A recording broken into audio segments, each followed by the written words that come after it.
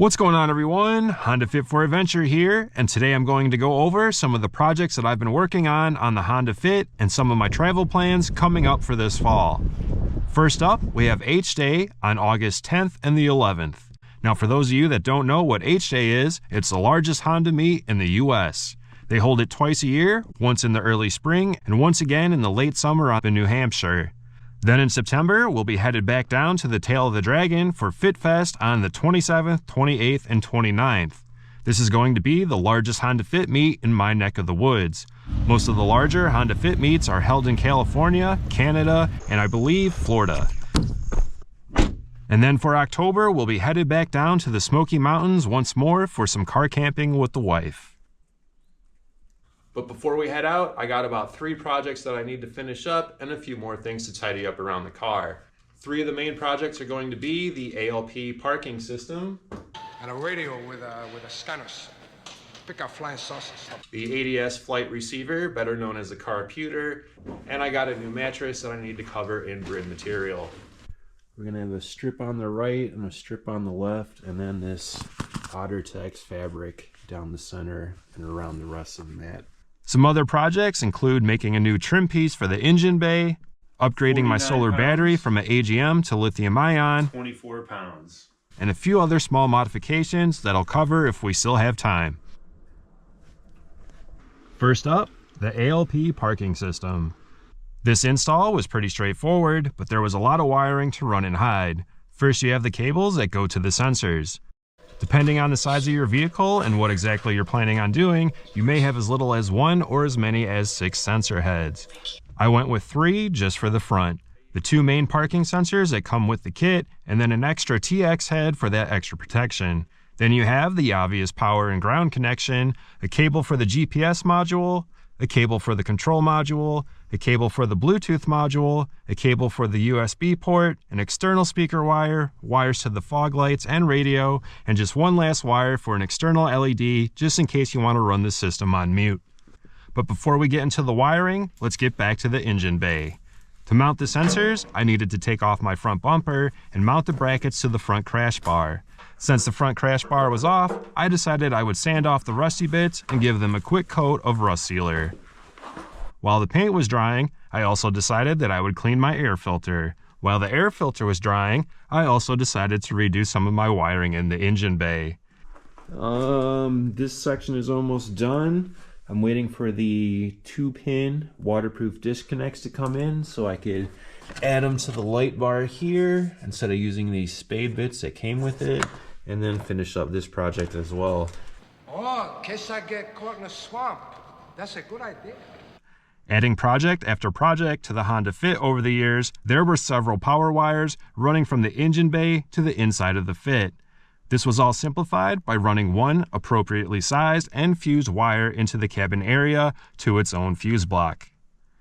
As I was saying, I mounted the sensor brackets to the front crash bar and then ran the sensor cables off into the side. Next, I covered the cables in black split loom plastic and ran them alongside the engine bay right along the factory wiring harness, making sure everything looked stock. I ran the cables through the passenger side firewall by taking an old soldering iron and burning a hole through the rubber grommet. This had me a little nervous because I didn't want to burn any other of the cables from the factory harness.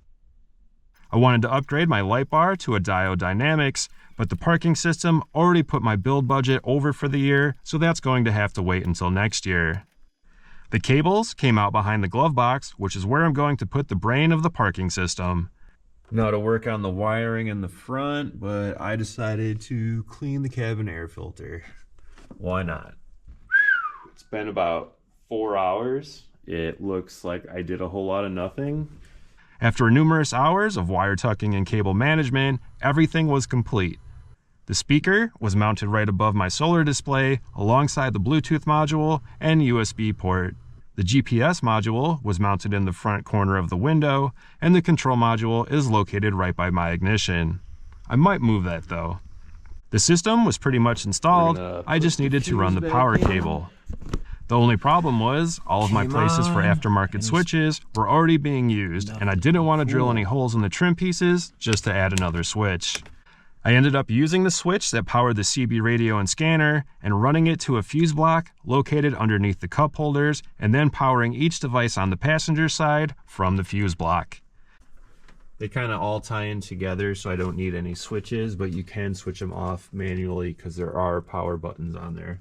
Time to get these fuses in and put the car back together, and then we can tackle that mattress.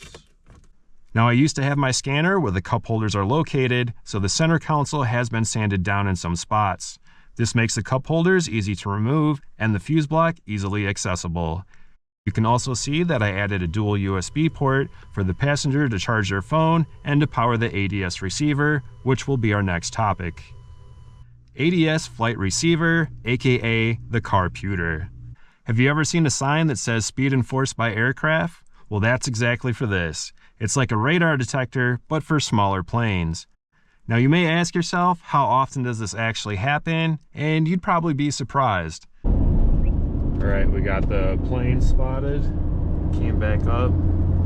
You can buy this as a kit or assemble it yourself. Either way, you're still going to need to set it up by pairing it to your phone with a little bit of coding. I already had a Pi 400 at home, so I used that until the Carputer was up and fully functional. Now I just need to order up a Pi 4 to put the memory card into and make it a bit more mobile. I also need to figure out where I want to mount this to get some reception and keep it a bit stealthy.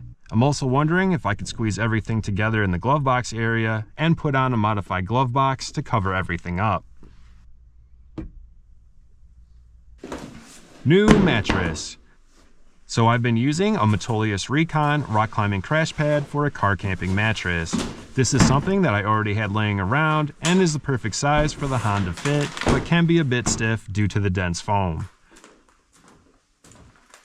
I wanted something a bit softer, a bit longer, and to make a mattress cover for to give the Honda Fit a cleaner look. The dimensions for the crash pad unfolded are 40 inches wide by 60 inches in length and about 4 inches thick. The new mattress dimensions are 39 inches wide by 75 inches in length and also 4 inches thick. The new mattress folds into thirds just like the old mattress, but the last section folds in half again.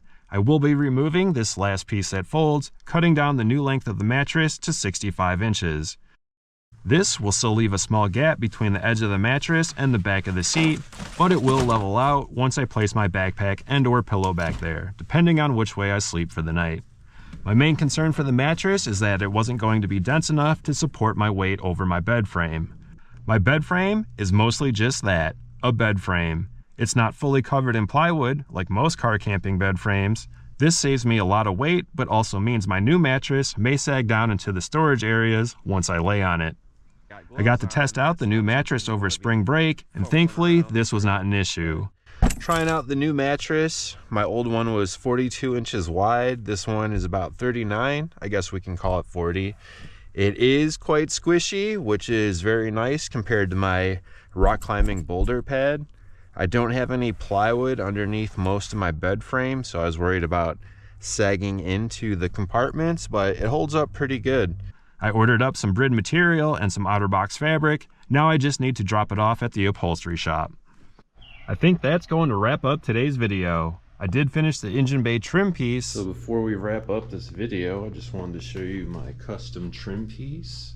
It's 1/4 inch black ABS plastic. And I also added some black automotive carpet to the rear quarter panel windows. Now I do have window inserts for these, but they're a bit hard to keep into place with no lip or edge going around the window. My main idea was to use the Honda First Aid Kit and Velcro it to the rear window, but it's a bit too large. Oh yeah, and I acquired a cat. Until next time, stay fit.